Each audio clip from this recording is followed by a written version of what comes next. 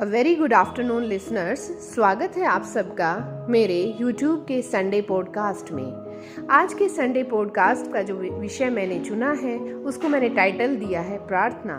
प्रार्थना हमें कैसे करनी चाहिए, प्रार्थना में क्या मांग होनी चाहिए, इन्हीं सभी प्रश्नों का मैं आज इस वीडियो ऑडियो के माध्यम से आपको उत्तर देने का प्रयास करूंगी। तो मेरे साथ वीडियो के अंत तक बने रहिएगा। चलिए शुरू करते हैं आज का संडे पॉडकास्ट। जैसे शरीर की सुंदरता एवं स्वस्थता को बढ़ाने के लिए व्यायाम किया जाता है, उसी प्रकार प्रार्थना एक मानसिक एवं आध्यात्मिक व्यायाम है। प्रार्थना से आत्मबल एवं आत्मविश्वास बढ़ता है। प्रार्थना का मार्ग समर्पण का मार्ग है।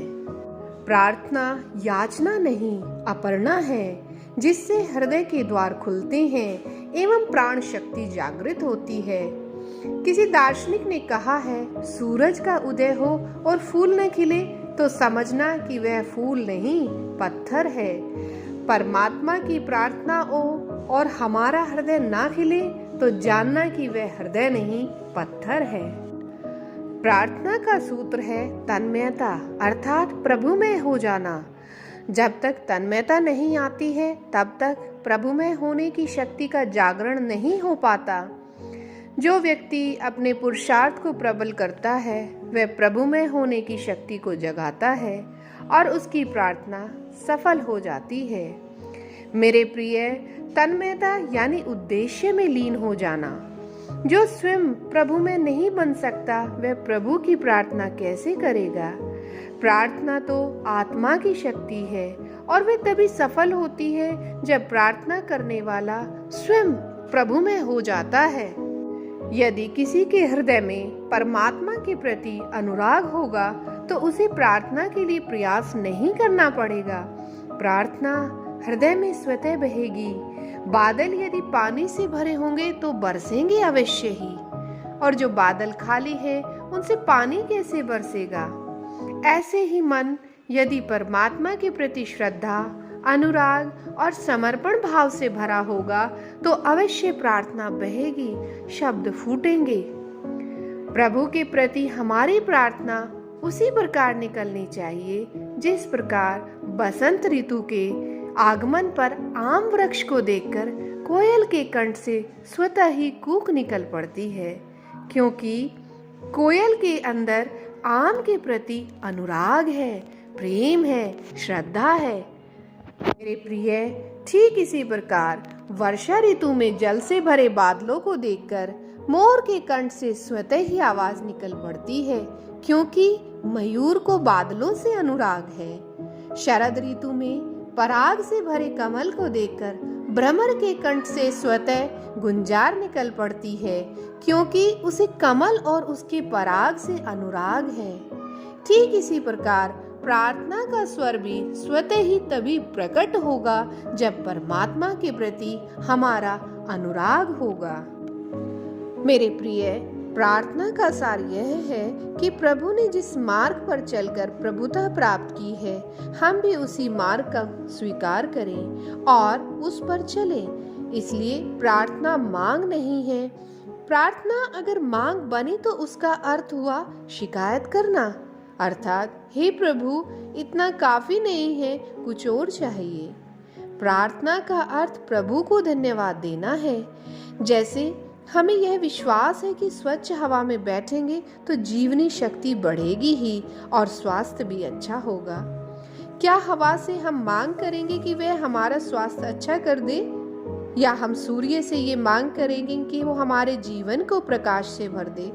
यह तो सूर्य का स्वभाव है, यह तो हवा का स्वभाव है, वो जो जीवनी शक्ति और आपको स्वास्थ्यता प्रदान करती है। मेरे प्रिय, इसी तरह से प्रार्थना भी स्वतः फलीभूत होती है। संत विनोबा भावे ने प्रार्थना का महत्व बताते हुए कहा है, मनुष्य के अंतस में शुभ और अशुभ दोनों प्रकार की वृत्तियां विद्यमान रहती हैं, लेकिन अंतरतम में तो हमेशा शुभ ही भरा होता है। प्रार्थना से उसी अंतरतम में प्रवेश किया जाता है। प्रार्थना के संयोग से हमें बल मिलता है और अहंकार को शून्य करने में प्रार्थना सहायक बनती है।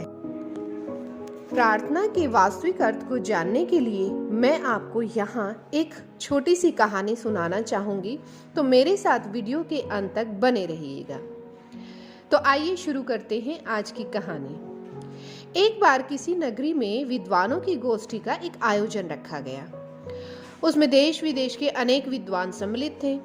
गोष्ठी का एक विषय था, ईश्वर की प्रार्थना करते समय क्या मांगना चाहिए। एक विद्वान का अभिमत था, यदि मैं प्रार्थना करूंगा तो ईश्वर से अन्न की ही मांग करूंगा, क्योंकि उसी पर तो हमारा सारा जीवन टिका हुआ है।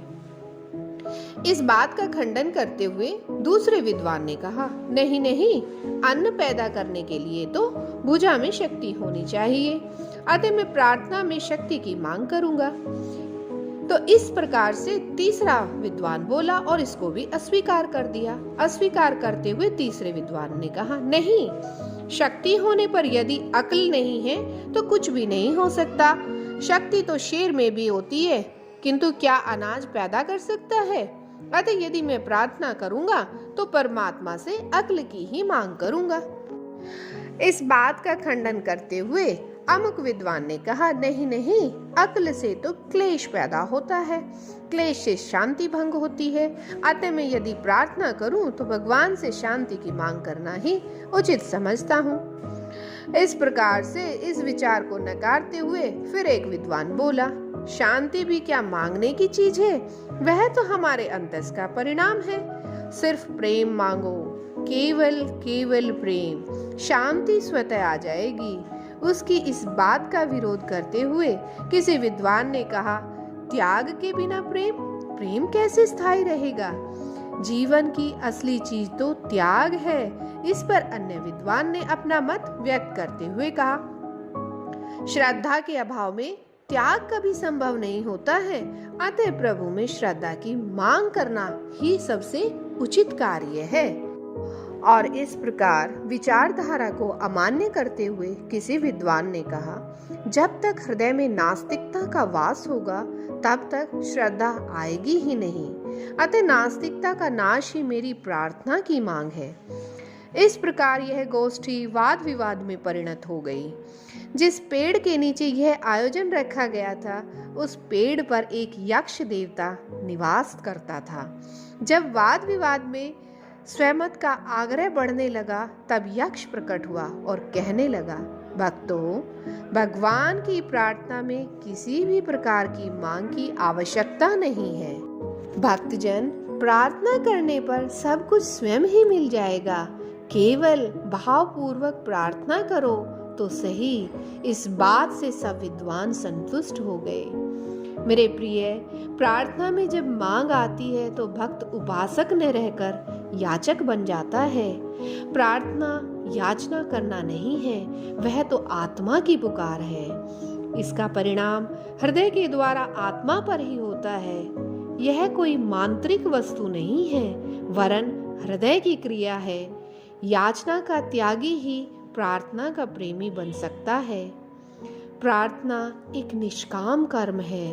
अगर उसके बदले में मनुष्य फलाशक्ति उत्पन्न कर लेता है तो प्रार्थना कलुषित हो जाती है। इंग्लैंड के किंग जॉर्ज 6 ने प्रार्थना की थी, हे भगवान, मुझे ऐसी शक्ति दो कि मैं उन चीजों को बदल डालूं जिन्हें बदल सकता हूँ, उन चीजों को सहन करूं जिन्हें मैं बदल नहीं सकता। मुझे ऐसा विवेक दो कि मैं बदलने लायक और सहने लायक ठीक ठीक निर्णय कर सकूं। एक भक्त की सच्ची प्रार्थना इसी प्रकार से होती है। करो रक्षा विपत्ति से, न ऐसी प्रार्थना मेरी, विपत्ति से भय न खाऊं, प्रभु यही प्रार्थना मेरी। मुझे आशा है लिसनर्स, आपको प्रार्थना का जो रियल मीनिंग है, रियल जो एसेंस है, वो समझ में आया होगा। यानी कि प्रार्थना में हमें मांग नहीं करनी चाहिए, प्रार्थना हमें सच्चे हृदय से, सच्चे भाव से करनी चाहिए। इन्हीं शब्दों के साथ मैं इस वार्ता को विराम देती हूँ। मिलते हैं नेक्स्ट वीडियो में, नेक्स्ट संडे पॉडकास्ट के साथ। Thank you, have a blessed day, bye bye, take care.